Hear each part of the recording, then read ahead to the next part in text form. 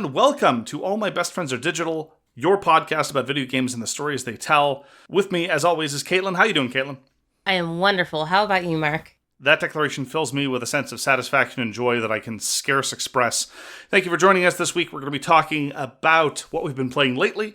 We're going to be talking about Pocky and Rocky, the run-and-gun game on the Super Nintendo, in our gaming opinions on old-school funware, what we call GOOF. We're then going to lead on to our feature game, Artis Impact, where I will be quoting extensively from the American Poet Laureate, that is to say, Kendrick Lamar. I don't care what the official documents say, he is the American Poet Laureate. And then finally, we're going to close things out, as we always do, by shamelessly hyping upcoming titles in our Shout segment. So, Caitlin, what have you been playing lately? And what does it have to do with Kendrick Lamar?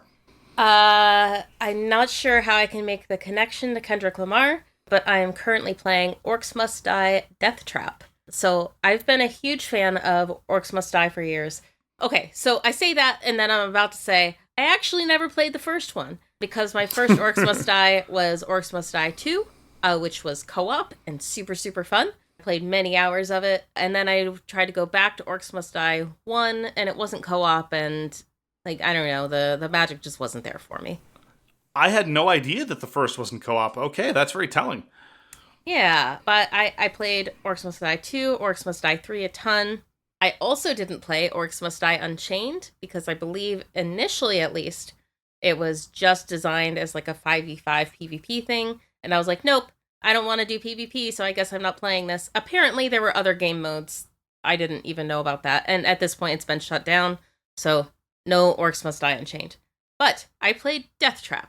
Yeah, so it's an attempt at like a mix of the Orcs Must Die formula along with some roguelite stuff. Of course. And I think some of it works and some of it doesn't. Like, one of the weird things is it doesn't have a campaign where all the other ones did before. It's not like the story was anything brilliant or special, but it allowed you to have this sense of progression. You would generally start with a pretty simple level with only one portal spewing orcs, and then by the end, you're having to deal with multiple doors and multiple cores you have to protect. In Deathtrap, you choose levels just by, like, kind of what, like, roguelite things you want. Like, so some options might be like, hey, this level, you're not going to be allowed to res your friends. On this level, there's always going to be this certain kind of enemy that spawns. Like, they're generally, like, a, quote, bad thing. So, whatever. You also can't see what the levels look like. At least, like, the layout when you're picking, which I think is a little strange. You don't know what enemies are going to come. I don't know. It's weird. So, rather than a carefully curated staged progression of levels, layouts, enemies, scenarios, and the gradual introduction of tools and adversaries, done in a conscious way, they've instead say, hey, roguelite structures are really popular. Why don't we just toss all these details into a blender and let the system, almost as though by an algorithmic feed, shake things out? It does feel like that, yeah. Ooh. Yeah, they have made some positive changes. Like, barricades used to be just another, quote, trap that you had, and they cost resources to place, and you could place as many as you could afford. They made it so that now barricades are free, but you only have a limited number. And I like that, because it does force you to be a little bit more tactical with where you're going to place them.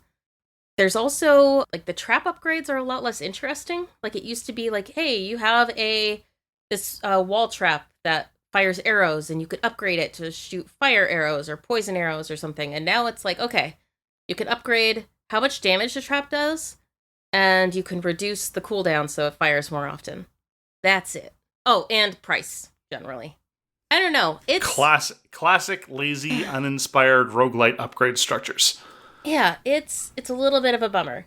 That said, I can't speak for all the characters, but there's this new character called Sophie, and Sophie is a little anthropomorphic calico cat, and she is a dual-wielding dagger necromancer, and I love her so much. I was going to guess that Sophie was an archer with a cat friend. I was completely off base. Yeah, so there is an archer. I believe there's like a crossbow wielding person, and I almost played them, and then I saw a cat character. I was like, well, I have to play the cat. Sure. I had so much fun that I haven't tried the other ones.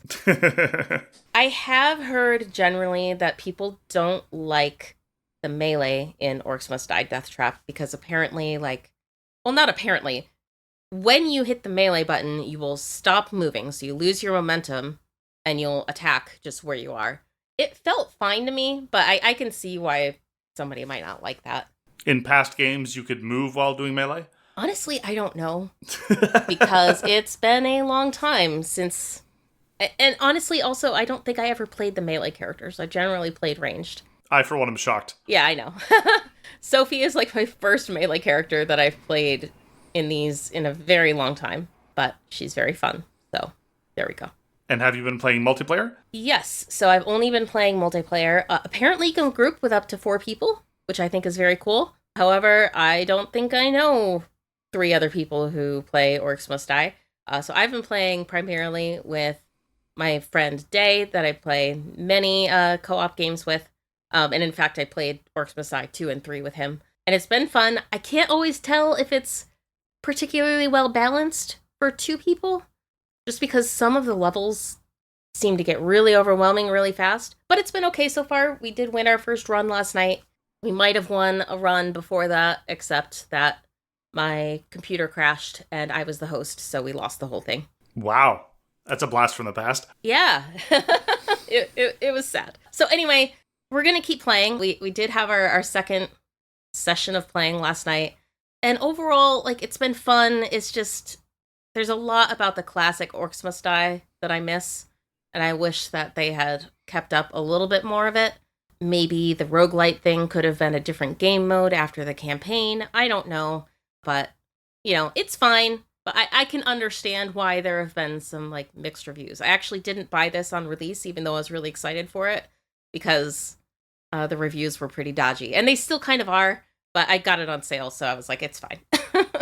Well, it's on Game Pass, so if there's crossplay, I'd be happy to join in for your third, if you'd have me. I think there is, yeah. Yeah, we should... We'll have to schedule something, because that'd be fun. Splendid. I am an Orcs Must Die neophyte. I think I played it briefly in one of its incarnations. And it's really a shame. As somebody who's been playing roguelites and roguelikes for decades now, it is perhaps inevitable that it goes from innovative gameplay style to mainstream overused thing straight to trendy, lazy, sloppy game design element. Yeah. It's like how every game now has RPG elements. Okay, we've just internalized that, there are still RPGs, but almost every action game has an RPG element or 2. Mm-hmm. There's parts of the roguelike mechanics that I enjoy. I just wish that it flowed better with the rest of the Orcs Must Die formula, but oh well. What have you been playing lately, Mark? Well, I've been playing the Rogue Prince of Persia, so this is something that I shouted at a while ago. I was waiting for it to come out of early access, and sure enough it did, and it immediately launched on Game Pass as well. I did a very stupid thing. I first installed the one on Game Pass saying, oh yeah, it's on Game Pass, that's exciting, forgetting that I had already pre-purchased it when it was in early access on the basis that it would become more expensive later. And sure enough, it did, in the sense that the ticket price went up, but it's free on Game Pass. But I don't feel like I wasted my money, because if you play it on Game Pass, you have to launch it through Ubisoft's obnoxious proprietary launcher that is garbage and annoying. Oh. On the other hand, if you launch it through Steam, you are unburdened by such nonsense. And so I have been playing exclusively the Steam version that I done paid for, and I don't regret that at all. So to quote the great poet laureate, or at least to paraphrase in this case, I love the way that it walks, I love the way that it talks, I love the way that it dresses. I love everything about Rogue Prince of Persia. I've been seeing a lot of reviews from review outlets saying that, well, it's really fun at first, but then it kind of drops off, or I'm enjoying it now, but I wonder how long this is going to last. Perhaps in turn, internalizing the former set of reviews. But let's break this down in terms of my traditional complaints about a lot of roguelites. First of all, are the upgrades cool? I think they are. Now, the different weapons that you use, the different medallions you get, the different secondary weapons that you acquire, they don't radically change how the game feels. But unlike my complaints about Dead Zone Rogue from last week, they do encourage you to mix things up. And the different special attacks that each weapon has, and there are different criteria for generating critical hits, those are the 2 big differences between weapon types, are really significant. And I do find myself engaging with enemies slightly differently based on the kinds of weapons that I have. And because the upgrade horizon is limited, I am forced to change weapons so that I don't just stick with the same one that I found at the beginning that I really like, and I've been mixing things up by necessity. Same thing with secondary tools. And so far, so good. The meta progression is great. You don't see a whole lot of plus 3% crit chance. Instead, you see things like get an extra use of potion, get an extra revive, get significant bonuses elsewhere, so I'm very happy on that score.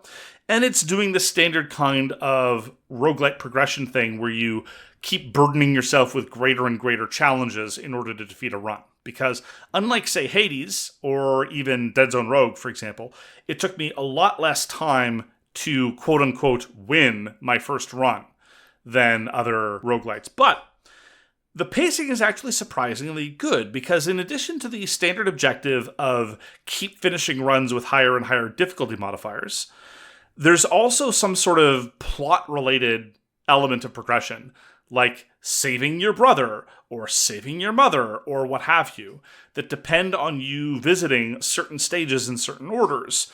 And so it's not quite an unlock, it's not quite a meta progression, but it's a little bit of both, and it's one of the reasons why I keep being felt to come back. On top of the fact that, and this is something that we talked about in the context of Prince of Persia: The Two Crowns, if you're going to do a Prince of Persia game, the traversal had better feel good. Yeah. Now, there's no backtracking in the Rogue Prince of Persia. It's pretty much from point A to point B, and there's teleporting within a level, so you don't even really need to backtrack if you need to go and flesh out the rest of the level if you're so inclined. The traversal is amazing. It is so satisfying and so well done, and so fluid and challenging all at the same time. One of the things that I found very counterintuitive when seeing it from the side, because make no mistake, this is by Evil Empire. Evil Empire are the people who did all of the Dead Cells DLC. And if you hated Dead Cells, you're going to hate the Rogue Prince of Persia. They feel very, very similar. Different in a lot of ways, but the overall vibe and aesthetic and kind of meta structure is very, very similar. You can definitely see the parentage. But what was disorienting, again, because I kept playing it like a lot of other platformers that looked like that, among them Dead Cells, is the prince doesn't have a double jump, and in point of fact, has to rely on a series of other tools in order to really extend the distance of his move. So, I'm such a Prince of Persia fanboy. In the Sands of Time, which was the first PlayStation 2 Xbox generation Prince of Persia, you could do this thing where you would run along the wall, or run up the wall, but you could not combine this with any other form of movement. Mm-hmm. You could jump away from the wall, but there was a limit to how far you could run along the wall, and that was it. There was no way to goose that distance unless there was something else that you could grab onto on the way. Whereas the Rogue Prince of Persia is all about combining your existing forms of movement together. So you jump, you wall run up the wall, you then jump again to get to a wall in the background, you then jump again to crawl up that wall, then you grab on the post, and if you jump with the proper timing, you start building up this gauge of awesomeness that makes you more fluid and more awesome. And so there's just this encouragement to go and do the awesome, swift things, and you go from strength to strength and success to success. You're pulling off these really cool flips and stuff, and it's just very Prince of Persia-y and very fast-paced and very, very, very awesome. I am a huge fan of the Rogue Prince of Persia. It's not going to change your mind. This is a refinement of an existing formula that has been iterated for a very long time, but it feels different enough. As somebody who's been living in this formula for a long time and who 5 minutes ago had no difficulty crapping on the way that the roguelite formula has been used in a lazy way, I absolutely adore the Rogue Prince of Persia. My only serious misgiving is that it's... Okay, so the entire series is kind of Orientalist, and that's fine. I'm willing, I've made my peace with that. But the way they characterize the antagonists here are the Huns, and they're invading the kingdom of which the Prince of Persia is the eponymous prince. And the way the Huns are represented make me a bit uncomfortable. Like, I get it. Like, it's not an ethnic group that anyone self-identifies with much anymore. And there's a couple of clever jokes. Clever is an exaggeration. A couple of snide remarks, like at one point, the blacksmith character says, "Oh, the Huns are such a problem. If only we could build some kind of large wall to keep them out." And I'm like, ah, ha, ha, ha, ha, ha. Oh, you. But they're presented as monsters, just these inhuman, rapacious monsters. Some of them are corrupted by dark magic. Okay, fine, whatever. But they're just murderous jerkwads that don't even look human. And it just makes me a little bit uncomfortable about the presentation of them as an antagonist race. It's just awkward. Other Yeah. than that, I have no serious complaints about the Rogue Prince of Persia. I've been doing run after run after run after run, and the pacing and the upgrade system are just good enough, but it's really the traversal and the combat that keep me coming back for more.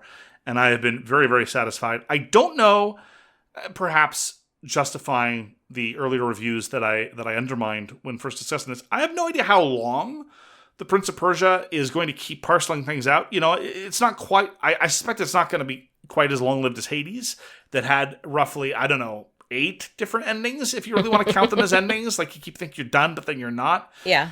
I have a vague sense that I might be nearing the end-ish, and this is after about 8 to 10 hours. That's not tremendous value. Certainly not when compared to, say, the amount of hours that I put into Dead Cells, or Risk of Rain, or a lot of the other great classics. But I will say that the novelty and the excellent traversal has made me very, very, very happy for the time that I've spent with it. I'm certainly not going to complain about value for money.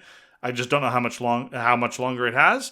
And once I've obtained that quote-unquote ending, I don't know if there's another one past that. Who knows? I'll see. I'm excited to find out. Yeah. The Rogue Prince of Persia looks gorgeous. I'm really enjoying the art style that they went with for it. This kind of like animated gist.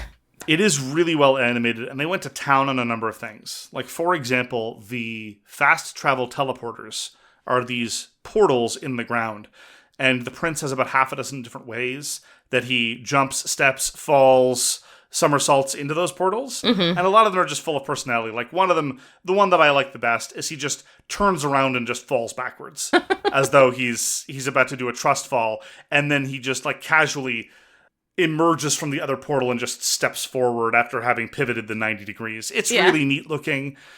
And there's a number of visual flourishes like that that really help sell the action, especially when you're doing things that are kind of ridiculous, like combining 2 different kinds of wall running and scaling 15 feet up a sheer surface, stuff like that. But you're moving along at a sufficiently good clip that it's hard to take it too seriously.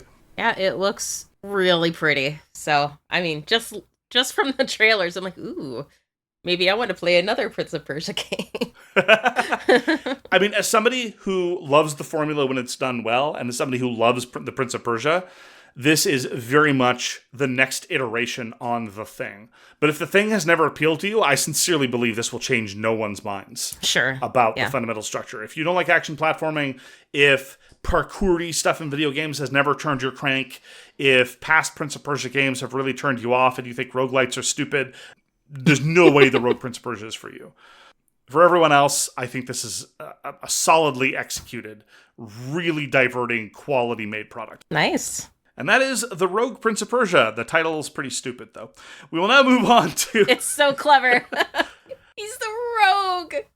It's not even apropos. Like, the prince isn't a rogue at all. No. He's roguish, I suppose. And that's as far as you go. It's just, it's kind of silly. It's the rogue. It's like Dead Zone Rogue. It's like... Prince of Persia. Yeah, it's just like, we're just telling you, yeah, exactly. It's like Final Fantasy Tactics. We're just shoving the gameplay style in the title. Yes. We're now going to move on to our gaming opinions on old school funware. GOOF, we're going to be talking about the Super Nintendo title Pocky and Rocky. This is the sequel to a 1980s arcade game called Kiki Kai Kai. Oh. Which I apologize for all of our gay listeners for thinking that might imply something in very specific, but we do not mean to imply that. It was in a different language. Originally, this was the adventures of a character named Sayo-chan, but now it is Pocky, no relation to the snack. And this was published in the Super Nintendo in 1992 in Japan and 1993 in North America. Caitlin, why don't you give us a rundown, no pun intended. Why don't you tell us what goes on in Pocky and Rocky? Okay, so, story-wise, some time ago, Pocky had subdued the goblins, and there has been peace. And then suddenly, Rocky the raccoon, who apparently is also a goblin, I don't know that I understand that, but that's okay, we can move on. He's a tanuki in the Japanese version, for what little it is worth. Okay. So, he comes to Pocky, and he says, oh man, my fellow goblins all lost their minds. You know, I tried to calm them down, and they attacked me. So Pocky's like, oh, okay, so we'll have to go figure out what's going on here. And they set off an adventure to find out what is bothering all the goblins. So yeah, I tried to play without reading the manual, and then I read the manual. because I needed to know what all the buttons were. So yeah, I think one of the very cool things about Pocky and Rocky, I wish that I'd played this when I was a kid, because it's 2-player, and I was starved for games that I could play with my twin sister, and I think that if I had played this at the time, first, we probably would have gotten really good at it, and we would have loved it. That said, I did not play it as a child. I played it as an adult who gets frustrated, and it was more of a mixed bag for me. What frustrated you, Caitlin? It was much more difficult than I expected it to be. And part of it is like, okay, sure, this is just not the type of game that I'm very good at. But anyway, so Pocky and Rocky, like, as characters, are very similar. They have a couple minor differences. Like, if Pocky holds the melee attack button, then she does a spin attack. If Rocky holds it, he turns into a stone statue. Their bombs are a little bit different, too. And their slides. I believe Pocky slides faster, and Rocky slides further. Pocky's slides got me into a lot of trouble with this one, not quite a boss fight, where I just kept sliding into the water and dying. And I was like, no, stop sliding into the water. I mean, it was me. I was doing it. I know exactly the mid-boss that you're talking about. Stage 2, right? Yes, it was a whole thing. I love how Pocky and Rocky look at the dodge roll mechanism so prevalent in Soulsborne. It's like, iframes are for infants. We'll give you a dash dodge roll kind of thing, but you'll be vulnerable the entire time. Yeah. Yep, I kept treating it as if there were iframes, but there were not. No. So yeah, you can move and shoot in 8 directions, which back when this game was released, perhaps that felt like a lot of directions. Compared to modern games, of course, it is not. So I was sitting there trying to fight, I think, the boss of stage 2, the octopus with dragons for legs. Yes. And I could not hit their damn heads half the time because I'd have to find the perfect place where I could get the right angle. And it wasn't working out for me. It was fine, actually, before I got hit because I had the, spread buff. Spread shot, yeah. But then as soon as I lost that because I took damage, it was all over. I could not make it past that boss. It is a brutally difficult game. Yeah. And compounding this is the fact that although you have infinite continues, the continues only dump you at the beginning of the level. Yeah. And the levels are pretty extensive and have annoying mid-bosses that cause you to dodge into the water, for example. Yeah, that boss is nonsense. He's constantly charging at you, and he's got this fire. It's not easy. I've gotten a little bit better. The skill ceiling is there. Like, you can get better at Pocky and Rocky.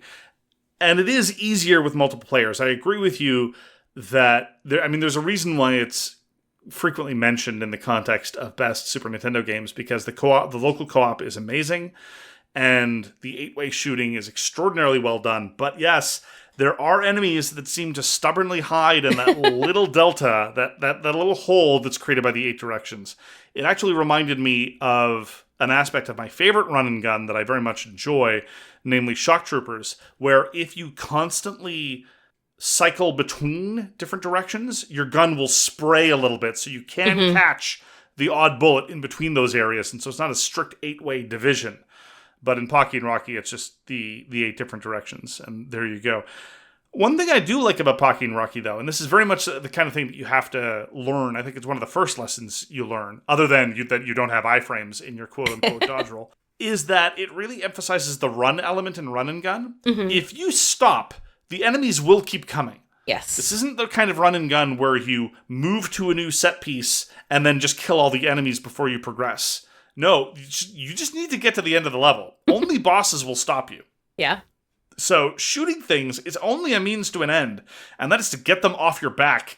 And so consequently, you frequently have enemies that are borderline invincible, and that's fine. You just need to get past them. Or enemies that are very slow and shoot lots of bullets, just dodge the bullets or reflect them back with the aforementioned melee attack, what have you. I do like that, too. Yeah, it's really challenging, but you've got a set of pretty good tools at your disposal. It does reward practice, and I agree with you that the difficulty can be frustration-inducing, but it only occasionally, ideally the answer would be never, but it only occasionally feels cheap, Like, Mhm. those times where the little bento box, the little picnic basket shows up, and you're like, I can get a power-up, and you shoot it, and it's just a bunch of enemies that start shooting at you, and it says, sorry. Like, no, you're not sorry. You're not sorry at all, Pocky or Rocky. Yeah. You know exactly what you're doing, Natsume. Yep. Shut your face. Yeah, when I first saw the sorry and a skeleton popped out, I was like, excuse me? I do think that both of the bosses in level 2 are standouts for some nonsense. And that's largely because, although I've played not a huge amount of Pocky and Rocky, but a fair amount, I have never gotten past level 2. I am willing to admit this. I am a grown man. I will own my limitations. I have been to that last boss many a time, but with only a few hearts left. Yeah. And then I've been sent packing. Yeah, I mean, I got there with my, multi-whatever power-up, so I'm able to shoot, like, in a cone, and it was great, and it felt easy. Well, and Sacred Charms for Pocky, Leaves for Rocky. Yes. And then I got hit, and I was like, oh, this fight is now impossible. That sounds about right. Yeah. So there's been a sequel for the Super Nintendo. There was a remake for the Switch in 2023. I've played the remake. It's not really worth playing. Stick to the Super Nintendo version if you have access to it, frankly. And I don't have much experience with the sequel because I keep telling myself the lie that someday I will get not necessarily good, but okay at Pocky and Rocky. I think this is the kind of plan that would have to be done with a partner. Like, we would both have to get good, Sure. and then maybe we would be able to get past the second boss. I don't know. Yeah, I would have really liked to be able to play Pocky and Rocky 2-player just to experience that. But I only ever played solo in the last week. So I really like Run and Guns. I think Pocky and Rocky is extraordinarily well done. I might enjoy it if it were a touch easier. I don't know. I mean, part of the difficulty is that games of this era did very, very poor scaling for number of players. And so it is probably significantly easier with 2 players. I call it the Night Rain problem because contemporary games certainly don't do that anymore. Yeah. But it is really cute, even if the intro's a little overlong, but you can skip it. And I just enjoy firing it up and having the game kick my face in every once in a while. It is very cute. I love, I don't know, Pocky is so spunky. And, I don't know, they're just cute little characters. And then, brutally difficult levels. Which, yes, absolutely, even in the short time I did play, I got noticeably better. I mean, I didn't make it through most of the first level before I had to use my first continue. But, eventually I did make it through the first level, and it was great. And then the second level, I got to the last boss a couple times, and I was like, you know what? I don't think I'm going to make it. I'm not going to be able to kill this stupid octopus. It's fair. And it's been a very influential title. People argue that the current contemporary or slash 21st century genre of the cute 'em up would not exist without Pocky and Rocky. Cute 'em up? I've never heard that. Oh, you never heard that term? No. Well, it's all those brutally difficult bullet hell shooters where the protagonist is some sort of magical girl and or cute witch type character. Okay. Nice. Anyway, that is Pocky and Rocky for the Super Nintendo. I highly recommend it. It's great. It's super hard. We're now going to take a quick break for some ads, and we're back. And now we're going to proceed to our feature game, which is Artis Impact. Designed by Moss, published this year. This is an indie, I'm going to say, thing. Caitlin, why don't you tell us what's going on in Artis Impact? In a way, I feel that Artis Impact is a brilliant example of how far you can take RPG Maker if you really want to. I was very surprised that this was RPG Maker just because it's unlike any of the other RPG Maker games that I ever played. But Artis Impact is the story of Akane and her bot, and kind of Akane's journey to save the world, or at least learn about it and hopefully make it better. I had shouted it out a little while back after playing the demo, and the demo is just the first beat of the game, basically. And it's... I don't know. I have a hard time talking about Artis Impact because in many ways it really touched me. I loved the characters, I loved the writing. The difficulty curve was perhaps the weirdest thing I've ever experienced. Which, if you go and you look in the Steam forums for Artis Impact, you're going to see a bunch of people saying, is the game supposed to be this easy? And then a bunch of other people being like, what do you mean easy? I can't get past the first optional boss. And I experienced both of these things. Had multiple game overs in the very early game, was very confused because of all these people complaining about it being too easy. Eventually, after reading the forums, I learned, like, okay, I need to perhaps grind a tiny bit. A lot of people claimed they never did any grinding. I don't know, whatever, it doesn't matter. And I was able to rank up to combat rank 2, and as soon as I hit combat rank 2, everything was super easy.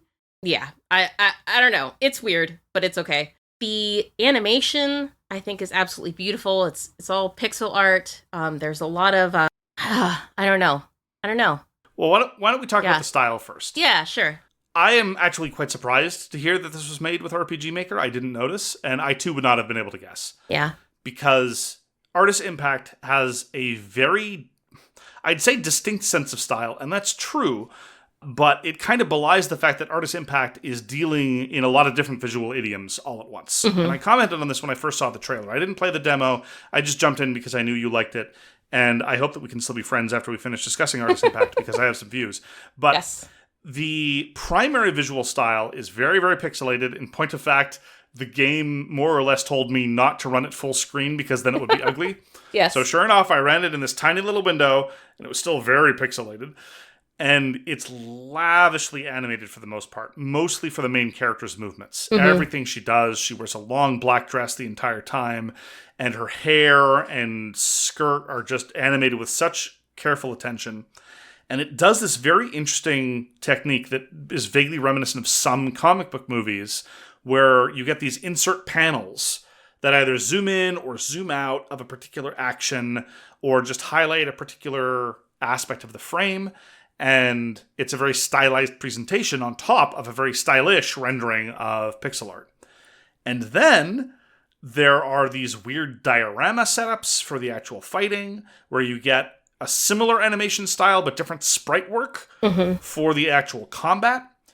And then on top of that, we have cartoon-style chibi artwork for much of the portraits for character dialogues. And then on top of that, we have kind of a pencil sketch style for these still images that were occasionally presented, or even sometimes a very, very minimally animated, like you'll see like 6 different frames of Akane walking somewhere or something that are not really animated so much as a series of different vignettes. And I would not, if you, again, laying all this out verbally, I wouldn't have expected all these things to work together and to look harmonious, look like they all belonged in the same game. Yeah. But it works. It's very, very well done. The only consistent element that leaves me a little bit disappointed is I think the use of colors is a little more muted than I would like all told, but whatever, it's part of the style. It's doing what it's doing. And it's just extraordinarily well done, and a sort of confident and brazen mashing up of a whole bunch of different visual styles. It's really, it's quite striking. Yeah, striking is a very good word for it.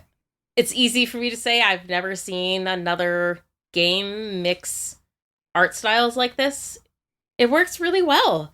I mean, nothing ever seems out of place. It does the little chibi art when characters are talking and you're like, yep, cool, that's my character. And then it does this huge like pencil sketch kind of scene that takes up the whole screen. You're like, okay, great. I do have to say, I thought it was a little funny that they recommend that you keep the screen small. I did at first, and then I maximized it, and it was fine. It's like, yes, it's pixel art. I get it. I understand that it's pixel art. Let's move on. I think this is a fascinating indication of our different personality styles. You are, I'm not going to say you're afflicted with oppositional defiant disorder with respect to video game instructions, but like tutorial, skip. Given that I could tell that Artis Impact was going to have a very strong emphasis on visuals, I wanted to let it speak on its own terms. Sure. I agree with you that the brief scenes that I saw with it full screened didn't look unpleasant. But all things being equal, if I get a sense that they know what they're doing, or they're at least trying something, I was willing to experience it on their terms. That's understandable. Which allows me to have a little bit more confidence to say, quoting the American Poet Laureate, I hate the way it walks. I hate the way it talks. I hate the way that it dresses. I hate everything else about Artis Impact. I loathe so much about Artis Impact with such a fiery sincerity. Can I start with the thing that I hate the most that you're probably not going to want to defend? Yeah.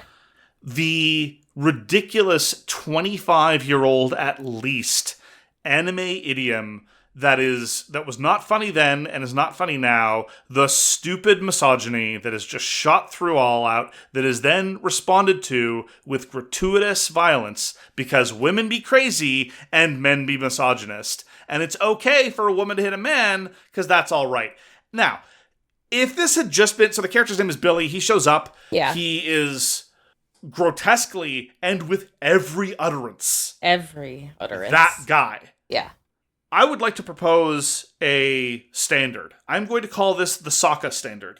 You have, in your game or show, as long as the first Avatar The Last Airbender had to get past Sokka being the worst. Sokka was the worst for 3 episodes. Yeah. All right, so that's 66 minutes and commercials of Sokka being an unreconstructed, not even as bad as Billy was, right? Yeah. Just sort of like, oh, well, not even anything like women should stay at the home. Just like, oh, well, men are warriors. That's the way that it is. Nothing worse than that, but it was still terrible. And then he met the warrior cast that was all women. He dressed himself up in makeup and learned a little bit about himself. And then we went on our merry way. And Sokka was occasionally obnoxious, but he was never quite the same misogynist that he was in the first 3 episodes. Yes. Artis Impact fails the Sokka standard hard. Yeah. Real hard. Billy does not shut up. And he keeps talking.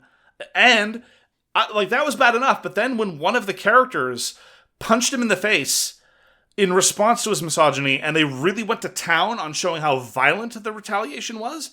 Look, this is a dynamic that any anime fan has seen dozens and dozens of times. A woman inflicting violence against a man for being misogynistic is supposed to be comic. I'm sorry, I don't buy that. The misogyny itself is supposed to be comic. I don't buy that either. Yeah. This is not interesting. This is not edgy. This is not cool. It was never cool, and it's been done to death. I'm sorry, Artis Impact. I don't know what you think you're selling or who you think you're selling it to. It was utterly painful. Yeah, I didn't really get why Billy was even in the Artis Impact. Like, he didn't add cut him out of the story entirely. He was just a jerk. And for some reason, Akane is just nice to him the whole time, even though he's an ass the entire time.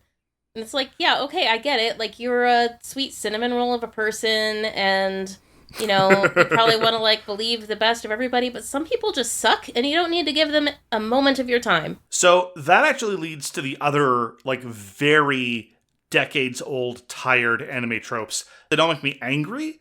They just leave me completely bored. And that is Akane, the, as you say, cinnamon roll of a person.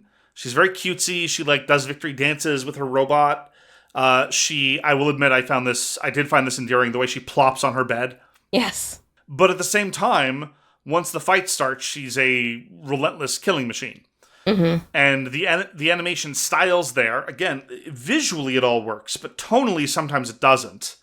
Of this being the same character, I'm like, oh, okay, this is just a thing that we've seen in anime for decades. Okay, fine, whatever. Just, I found Akane, everyone in this universe was ripped straight from that bad anime you barely tolerated 20 years ago. And I have no patience for this anymore. Artis Impact doesn't so much start in media res as it does. I think this is a new term we should try to get popularized in mumble res, because nothing's really clear. The world didn't make a whole lot of sense to me. She's a member of this weird club. Okay, clubs that are responsible for violently exterminating extraterrestrial, science fiction, or supernatural threats. Again, very common anime thing that doesn't make any sense. And another thing that Artis Impact traffics in. I just didn't find anything particularly interesting in Artis Impact other than the visuals. Mm-hmm. I'll have more of these later, but this is the theme. So where is it that Artis Impact grabbed you where it left me frustrated and annoyed? I mean, I think part of it is I wasn't, other than Billy, who sucks and shouldn't even be in Artis Impact. Agreed. The tropey stuff didn't bother me too much. Yes, there was definitely some dissonance between the one version of Akane who calls herself a pacifist and, is really like sweet and overall kind of naive, and even acts like not even acts. She blatantly does not have a lot of experience. She ends the first dungeon with carrying back this entire core that apparently weighs 120 kilograms or something like that. And all she had to do was break it open and take the tiny little thing inside. So, like, there's all sorts of things that she doesn't know. But yeah, when she goes into battle, she basically becomes another person. She becomes like this cool, calculated killing machine, or AI killing machine, whatever, and just takes out bots, and then afterwards is back to her normal, like, happy-go-lucky self. Totally agree, that is weird. But what worked for me, honestly, was partly just the visuals and getting to exist in that world and getting to know Akane a little bit better. I really enjoyed all the different conversations she had. I thought it was interesting that she was presented as being so overall naive, but she also seemed to be like a very curious and thoughtful person. So when other events happen in the story, Bot will say something to her and she'll either kind of stop responding, or she will, tell Bot, like, shut up. And I perhaps read into it more than I should have, but I just thought it added a lot to her character, and I really liked her as a main character to Artis Impact. There's a lot to like about Akane. She is very charming. I wish, and again, this is going to make it sound like I have a moral objection to Artis Impact. I don't. This is purely, when I say offensive, I just meant that as a consumer, I recoiled at how unpleasant I found a lot of this to be, especially in terms of the tropes. I also found it strange how much the game goes out of its way to impress upon you that she's apparently really hot. Like, there's one moment of telepathy in the entire game, and that's when a cop is interviewing her after some incident happened, and he keeps thinking about how hot she is. I'm like, what are you doing? What is going on here?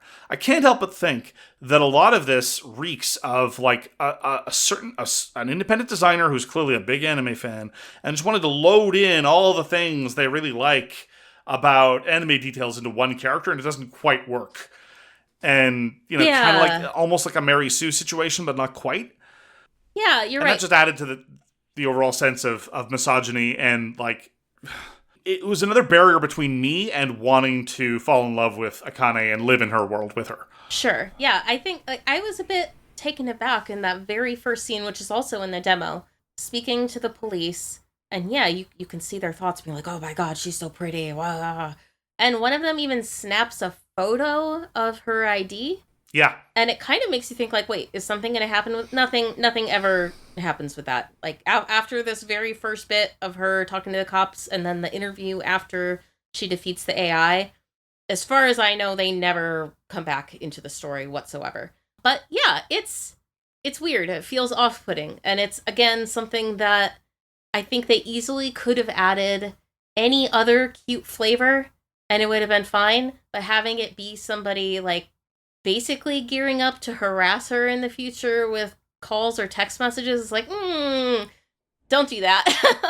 And it feels very much like something that just got pulled out of an anime and dropped in, but it doesn't affect anything. And it's like, so then it doesn't need to be there.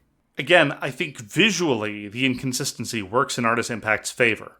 Yeah. Tonally, though, it doesn't. And I think that leads us to the combat. Now, you were very helpful in giving me a little bit of a leg up. See, the problem with games like Artis Impact, it's not the fault of the game at all, is that there's not going to be an official wiki. There's not going to be lots of well-established guides to help you out because it's just a really obscure title. So you have to piece together bits of advice from, as you say, the Steam fora or maybe some Reddit threads here and there and things like that. What you're expected to do is grind on the training dummy for a little bit. Yes. Which emphasizes how little Artis Impact... I vacillate between the sincere interface failings of a lone developer, all to my less charitable moments thinking that Artis Impact displays almost contempt for my time. Not even just doesn't respect it, but almost contempt for it. Because the way the training dummy works is you go and you see and you find, okay, well, this training dummy isn't any good anymore. I need to buy the better one. Okay, go to the shop, find out how much it costs. Oh, I don't have enough cash on me. Walk to the other screen of the ATM, get the money out of the ATM, walk back to the place where you can buy the training dummy, install the training dummy in a different menu, select the training dummy in a different menu, walk over to the combat simulator, initiate combat against the training dummy, wash, rinse, repeat. I'm like, come on, guys. This is ridiculous. And the game is good enough at telling you, like the commander tells you, oh, by the way, here's this thing that you can do. I would have been happier if the commander had said, here's a thing you really should do before going to my assignment. Whatever, that's quibbling. That's just a minor objection. And I had the benefit of foreknowledge from Caitlin to know to do this. It's weird. The grinding is almost so perfunctory that it highlights how unnecessary it is. Because the fights are like 2 seconds long. No exaggeration. But part of the problem is, with respect to the overall combat system, I didn't finish Artis Impact. I would have, if it hadn't been for Caitlin's enthusiasm, and if I weren't such a dedicated professional, dear digital best friends, I would have stopped had a half hour in, and I would have hit that refund Steam button hard. But no, I stuck it through for, again, I had in my head the Sokka standard for one thing. Sure. And I just wanted to see what was going on. I wanted to get a sense of the overall arc of what it was trying to do. And I have yet to understand how the combat system works at all. Like, to a certain extent, I get it. Like, I know what abilities will do, but the game tells me that the MP cost of abilities will vary based on the direction of the wind and the mood of the electrons in my computer's graphics card, and then it'll do something. It seemed purely arbitrary and random. I had no idea what was going on. Yeah, I mean, for what it's worth, I also still don't really know what's going on. I did finish Artis Impact. Yeah, sometimes, at first I was like, okay, so clearly it just uses half of whatever MP you have. At least some of the abilities. There's like a handful of abilities that use a set amount of MP, but others seemed to use roughly half of whatever I had available. It's like, okay, cool. But then they didn't always do that, and the damage didn't always seem to directly correlate to the amount of MP that was used. And that was very confusing, which honestly is why in the end it was kind of nice to just be overpowered, kill everything in 1 or 2 hits, and move on. Because, the combat has the potential to actually be fun and engaging, but it's a bit confusing, and I didn't care that much for it anyway. I just wanted to experience more of the world and the story. So being able to take out even the scariest, most deadly bots in 2 hits, or 1 hit often, was fine. I feel like there's a lot of work to be done with respect to balancing the combat, because there's so many other systems too, because you get passives. So at one point I got a passive for being a bath enjoyer, because I set up, I bought a barrel and I put water in it, and then I set up a fire under it, and I set up an area for Akane to take a bath, and I got a bonus that gave me, a handful of stats. You get a lot of those from various things that you can do, which probably, I assume, inflates your stats to some weird amount. Then you can upgrade your weapon, and just the weapon, or you can add cores to your weapon and upgrade, I think, the cores, which also adds attack. There's so many different things that you can do. You don't have to do almost any of them. I think the cores are probably required, but you don't have to do any of the other things, and you are more than powerful enough by hardly interacting with any of the systems whatsoever. It's really weird. I think, like I said, a lot more work has to go in with balancing to make it so that battles matter in any way whatsoever. In fairness, many RPGs from the Japanese tradition or the American tradition or the action tradition or the turn-based tradition frequently have this problem where the very beginning parts are very difficult, and then eventually you turn a corner and then everything becomes trivial. Yeah. So the fact that Artis Impact trades in kind of sort of that same vibe, I think is understandable. I'm not going to forgive it necessarily, but I understand where it's coming from. Yeah. And also, to its credit, again, this kind of highlights the absurdity of them including the other stuff. At one point, one character says, you pretty much just need to worry about the cores. You can ignore everything else if you want. Yeah. At which point one wonders, okay, then what? Why is it? What do you... I mean, yeah, that feels like the developer wanted to have these systems. and perhaps acknowledged that they were not necessarily what's necessary whatsoever, but wanted to do it, and so did it. And again, visually, the designer was throwing everything against the wall, and it works. Yeah. And it's a weird kind of genius that it works. But in terms of the tone, also in terms of the mechanisms, it's just a whole bunch of stuff shoveled out without any rhyme or reason or particular connection to each other, and it doesn't work.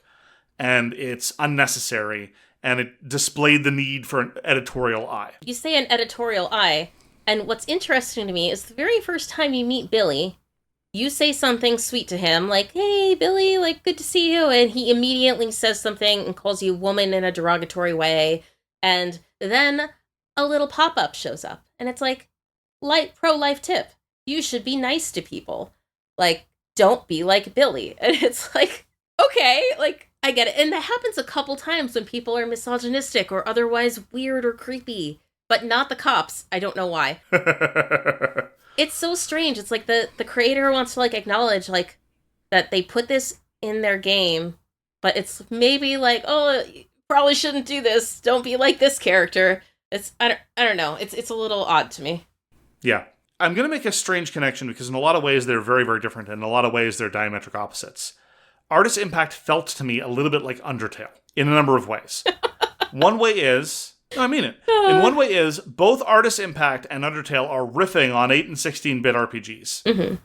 They're clearly in love with the genre. They ape a number of the aspects, but in many ways they're very, very different from 8 16-bit RPGs. But there's a lot of visual and formalistic touchstones that they're evoking. The difference is, though, that Undertale, to its credit, I was very clear I didn't jive with Undertale. I didn't really enjoy it, but I respected the fact that it was trying to do something neat and novel with at least the combat system that was mechanically cool and thematically resonant. And that was probably my favorite part of Undertale. Artis Impact doesn't have that same level of cleverness. It just has a weird... I mean, I'm tempted to call it a derivative combat system, but I think for that I'd have to understand how it worked. So I'm just going to stick with poorly thought out, or at least poorly communicated to the user. Sure. And similarly, it's writing a love letter to a genre that I never really felt all that great about. Like, I really enjoyed playing Chrono Trigger. Chrono Trigger's great. But these riffs and these homages to these RPG systems are not working for me. Yeah, I mean, that is probably part of why I also loved Undertale so much and loved Artis Impact so much, is I am intimately familiar with many of the things that they are referencing or whatever. Well, I'm glad you're still willing to talk to me after my having said these things about Artis Impact, Caitlin. No, it's okay. Very reassuring. But maybe that's because you internalized the wisdom that Artis Impact sought to give to you, is that you should be nice and polite to everyone.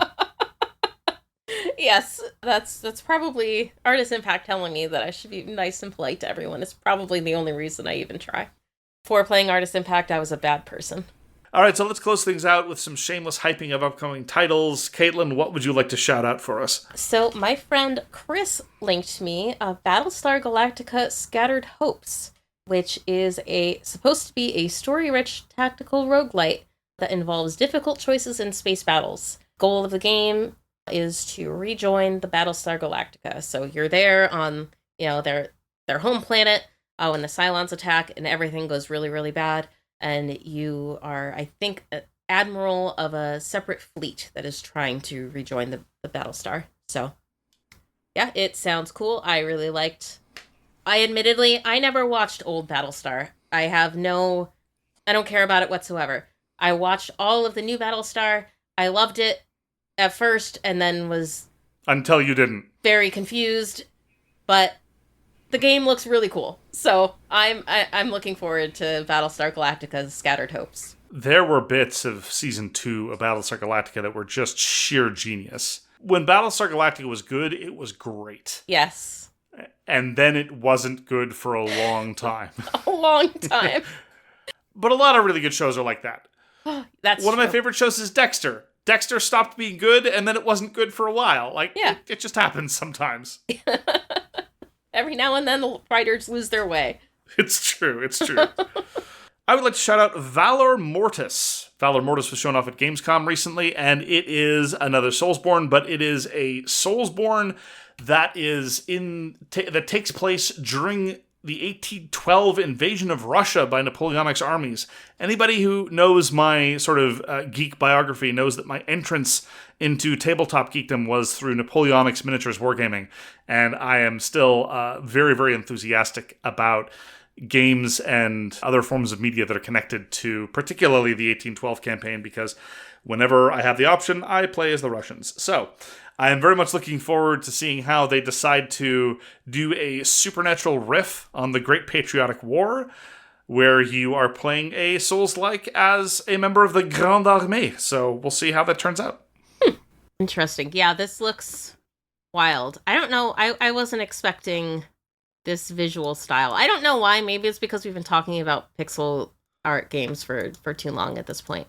I am hoping for a level of tailoring that equals or exceeds Lies of P.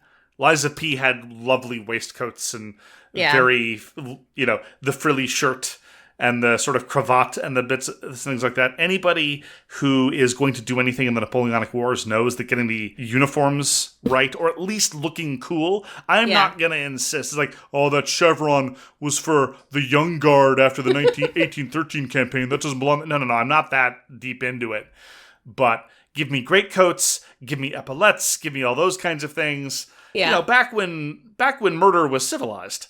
Yeah. And we lined up on opposite ends of a field like decent human beings to systematically murder each other with tools of war. Oh, that guy's turning into a weird monster. Yeah, I am... That should be the tagline for every Souls-like. Oh, that guy's turning into a weird monster. Yeah. He is. Of course he is. Of course he is. How could you expect anything else? Well, with that perfect encapsulation of an entire modern genre of video games, Caitlin, we're going to call it a day. Thank you so much for joining us. For All My Best Friends Are Digital, if you're listening to us on podcast, you can find us on YouTube. If you're watching us on YouTube, you can find us wherever you get your podcasts. If you're interested in supporting us, you can find us on Patreon. Patreon.com/amfad. We've got polls, we've got ad-free episodes, we've got bonus content, we've got all kinds of great stuff there. But at any rate, thank you for joining us this week, and we hope to see you again soon. Take care, everyone. Yeah, bye, everybody. Thank you so much for listening. If you'd like to get in touch, you can reach us at allmybestfriendsaredigital@gmail.com. Hope to see you again soon.